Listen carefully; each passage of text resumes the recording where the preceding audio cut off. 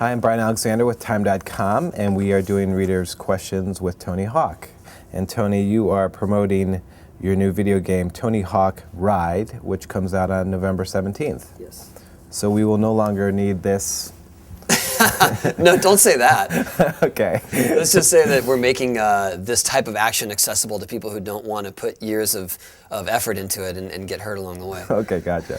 And this is the first video game in which you will actually have the skateboarding apparatus in your home. Yes. Yeah, it's a skateboard controller, all wireless, lots of motion sensors, infrared sensors, and it's a pretty amazing piece of technology. Okay, we've got a number of readers' questions here. Ashley Meyer from Cincinnati, Ohio asks, is skateboarding an escape for you? Yeah, absolutely. Skateboarding, I mean, I've been doing it most of my life.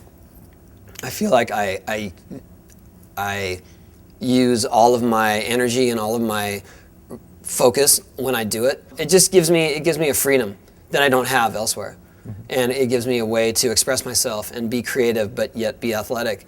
And I never found that with any other sport. So absolutely, it's an escape, but at the same time, it's what defines me. Some people don't consider skateboarding to be a sport and consider skateboarders to be troublemakers. What would you say to refute those people? I think you just need to dig deeper than the stereotypes or the sort of looks of skaters. You know, I think that skaters got a bad rap in the past because they had no place to go, and so they used the urban landscape as their skate park. The term sport rattles people in our industry because they think, well, this is an art form. I believe it's an art form, and I believe it is a sport. You know, there is serious competition in skateboarding, so that by default is a sport. You know, many other less athletic activities are considered sports. Like golf.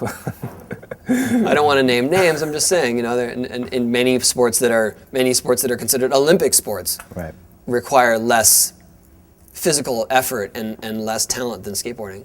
With skateboarding being so counterculture, what are your thoughts on becoming a pop culture icon because of it?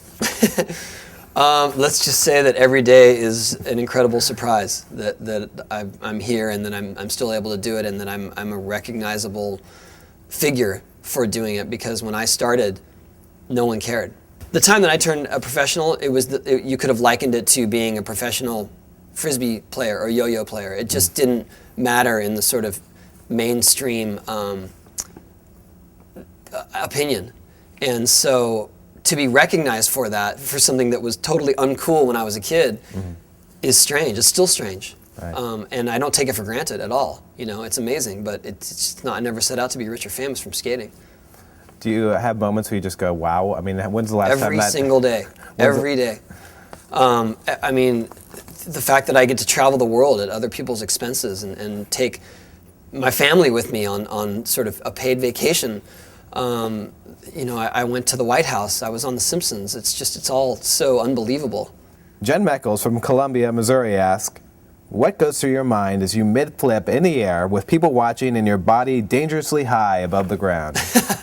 What goes through my mind? How am I going to land?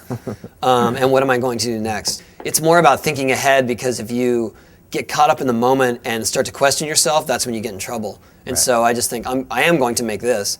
What am I going to do next? So there's no room for an expletive or a... No, only if the takeoff is really bad and I don't have my board with me. Then there might be a very loud F-bomb while spinning in the air. Warren McDougall from Vancouver, BC asks, as a new dad who loves sports and wants one day to inspire my new son, I'm wondering what advice you have that either your dad Frank gave you or that you have given your kids. To do what you love doing. You know, don't succumb to peer pressure or adult pressure. Find your voice, find what you really enjoy, and even if it's something different and it's something that's not considered cool, if you love doing it, you will thrive in it, and eventually you'll be happy because you continued to do it. Is that what Frank? My dad, you know, I was the youngest of four, and by the time I came around, he had seen it all, and so he's just like, go, just do it, whatever it is, you know, and I chose to do the most sort of offbeat thing that of my siblings.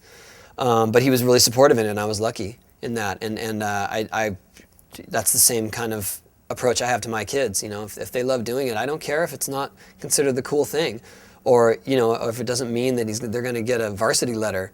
I want them to be happy and I want them to enjoy themselves.